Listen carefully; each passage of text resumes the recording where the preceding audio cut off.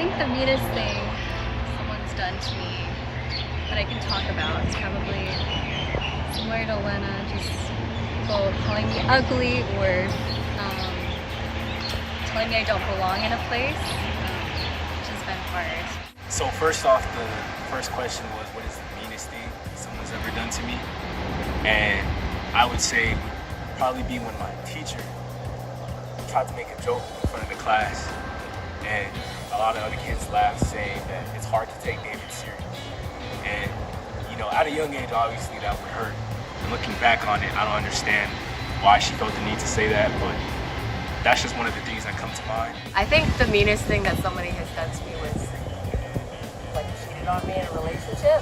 The meanest thing someone did to me was fly out to Arizona and visit me and then ghost me and tell me that he likes me and then never talk to me again. The meanest thing someone's ever done to me is just completely ostracize me from a friend group where I felt like I was alone and isolated.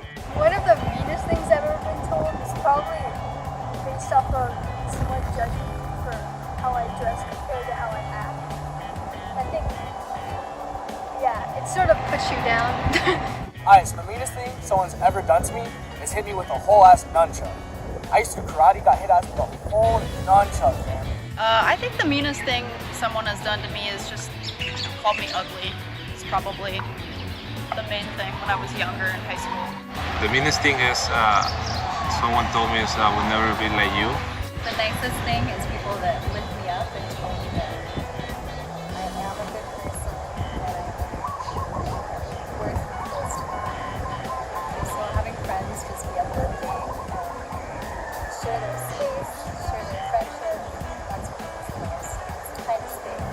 One of the nicest things that someone has said to me would probably be that they see that I have a future and that I'm going somewhere.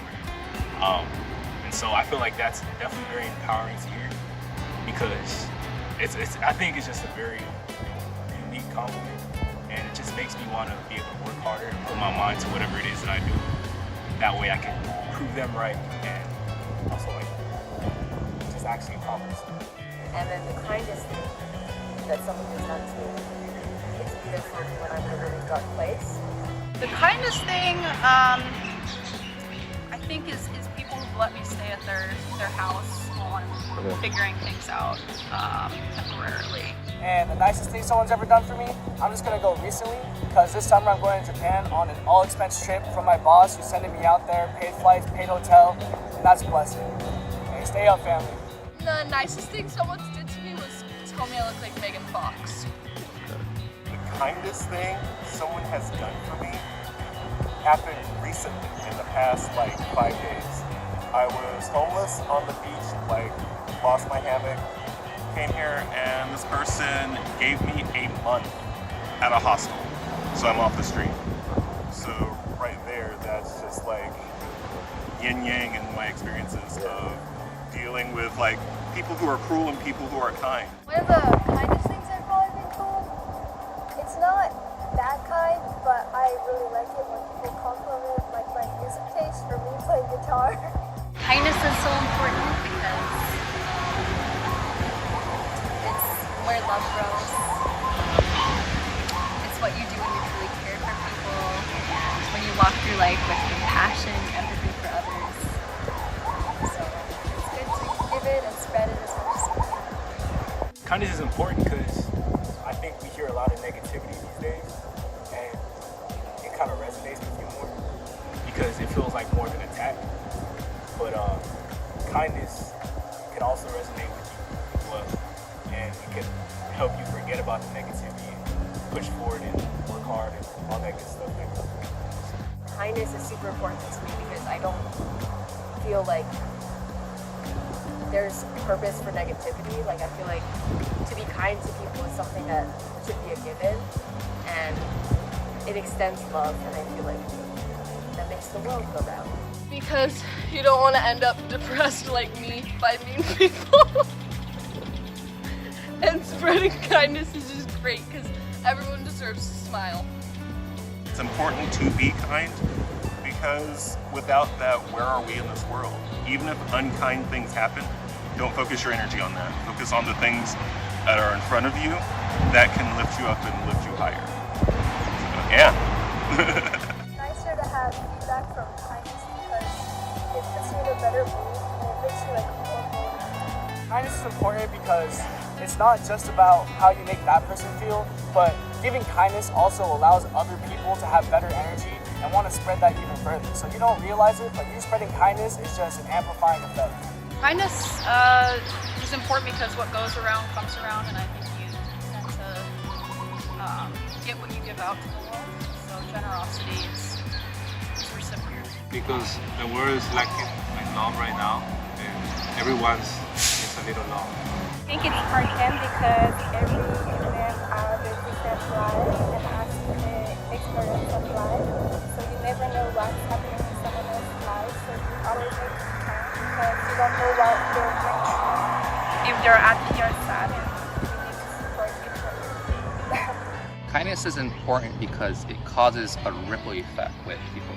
When you're kind to that person is kind to the next person. And all these ripples eventually, end up with something consequential for the community. So, always compliment, always give flowers when a person deserves it, because they don't get those flowers, they don't get those validations all the time. They need to know.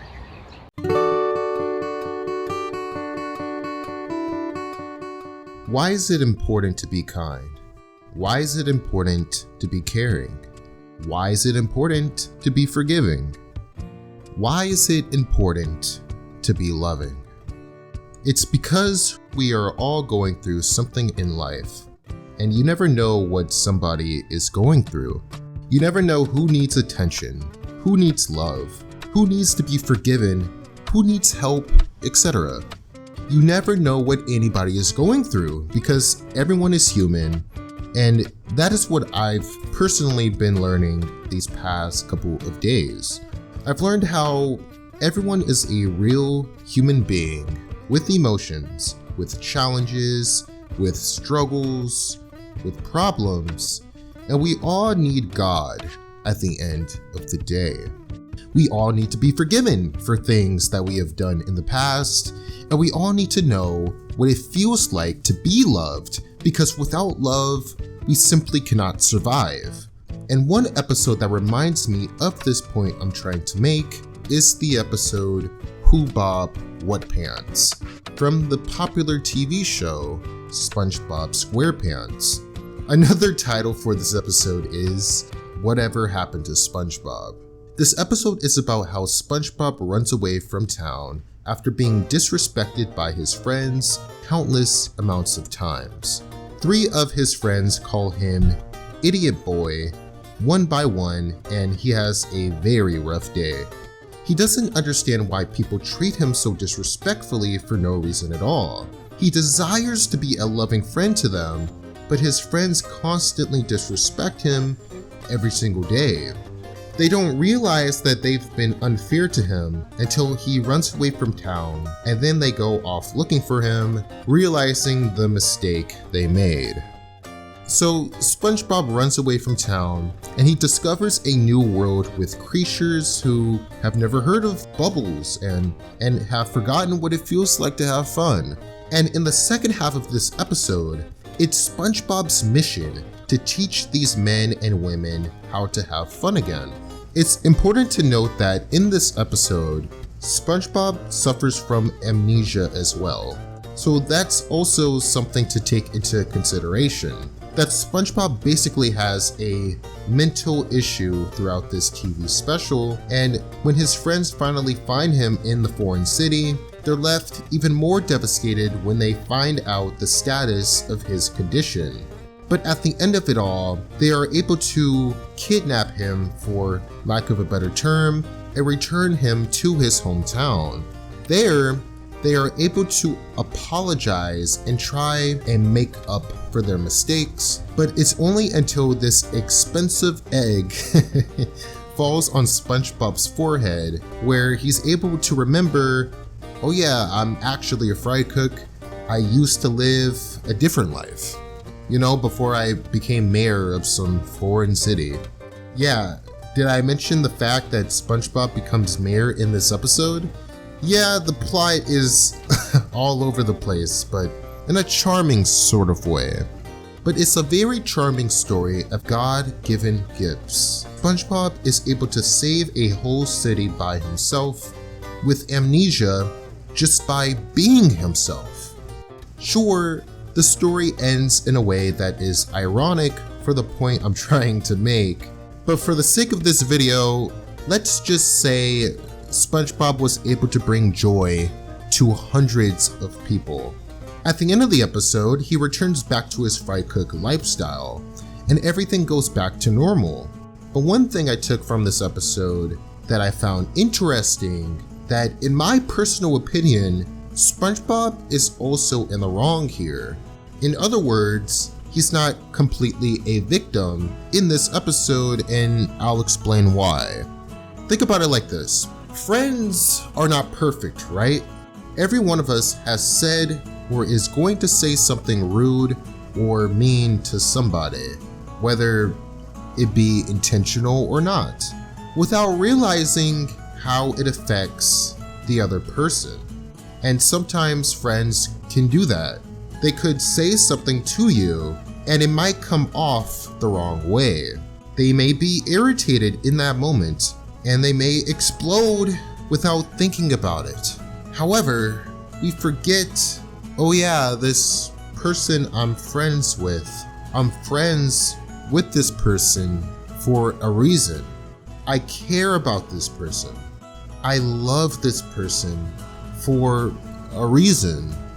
This person has done so many amazing things for me, and all I'm thinking about is the one mistake or the one rude thing that they did to me this past day or this past week. And you forget the 99 other good things that this person has done, you know? That's just something to keep in mind, especially with family as well. We can forget that at the end of the day, they've been patient and kind and understanding and loving all the way up until this point. So we have to learn how to forgive these people when they say one negative comment or they do one rude thing to us for whatever reason, even though it may hurt in the moment. I'm not saying it's easy to forgive people right away. I'm just saying at some point we should reflect on the way they've treated us and instead look back at the 99 good things this person did rather than the one thing that disappointed us, if that makes sense. Now, of course, there are exceptions to this that I'm sure you can come up with, but in a general context, I'm sure you can see my point. It's also important to just be grateful for what you have. There is a metaphorical hell and a literal hell that exists that doesn't have the things that we enjoy today. For example, we are able to breathe oxygen. We are able to have a roof over our head. Not all of us, of course, but most of us watching this video. We are able to have a bed to sleep on and clothes to wear and food to eat. And we can hear, we can smell, we can taste, we can see, we can feel things. So it's important to be grateful, not to be confused with toxic positivity. By the way, I already made a video essay on that topic. I'm just saying, when we're feeling depressed, like how SpongeBob does in this episode, it's important to remember all the blessings we take for granted every single day. And we only think about one thing, the one problem, the one challenge causing us pain. And we get so sucked into that we forget, oh yeah, duh, there is so much to be grateful for in the present moment. And we react without thinking about it. In conclusion, it's important to be patient with one another. I'm not saying I have all the answers, but at the end of the day, you never know what somebody is going through, right? And that's why it's important to be kind. Like SpongeBob, words have power, and you never know what could drive somebody off the edge. Remember, it's never about one problem that somebody's dealing with. It's a combination of multiple challenges that have happened throughout the week, or throughout the month, or throughout the year. And it's a buildup. It eventually leads to somebody's breaking point where they simply cannot handle the pain anymore, and they end up like SpongeBob in this episode, where they become depressed and run away from town and do all sorts of things that could break families and relationships apart. God forbid these people become so depressed that they do something to harm themselves. We don't want that for anybody, of course. I hope to see all of you in heaven one day, celebrating with God. God's love is what we should be inspired by. He teaches us how to love people correctly. It matters because everyone needs love. So thank you for watching this video, and I hope that this message was able to touch your hearts in a positive way. Ladies and gentlemen, I hope you all have a great day.